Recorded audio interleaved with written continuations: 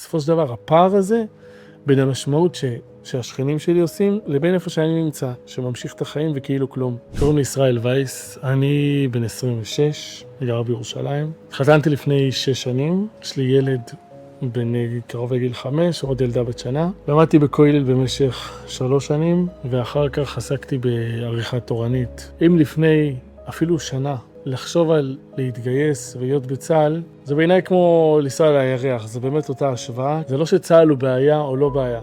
צה"ל הוא בכלל לא אופציה. אני גר באזור שיש בו הרבה דתיים לאומיים בירושלים. קצת לפני 7 באוקטובר אני גר שם. והאמת שזה ממש טלטל אותי. אני זוכר שאשתי ירדה לגינה, לשחק עם הילדים, להיות עם הילדים, ואני רואה אותה מדברת עם שכנות, שהבעל לא נמצא חודש, חודשיים, 3. כאילו אני הייתי הבעל היחיד בכל האזור. בסופו של דבר, הפער הזה, בין המשמעות שהשכנים שלי עושים, לבין איפה שאני נמצא, שממשיך את החיים וכאילו כלום. באמת אי אפשר להסביר את החוויה המטורפת של המשמעות, של העשייה, של המשמעות הרצינית. קשור להם פרויקט יואב, דיברו איתי, חוויתי והרגשתי שהם מבינים כל כך לפרטי פריטים. זאת אומרת, הם עצמם כולם שם זה חרדים. ויש תשתית מאוד מאוד מאוד בריאה ומוכנה, מתייחסים בכבוד, מעריכים, יש התורה, לכל תפילה יש את הזמן. קודם כל, זה שמתאימים את המפקדים, מעבירים אותם אפילו הכשרה לחרדים. ואם חשבתי שאולי צבא קצת יפתח אותי ויקלקל אותי, אז למעשה קורה בדיוק ההפך.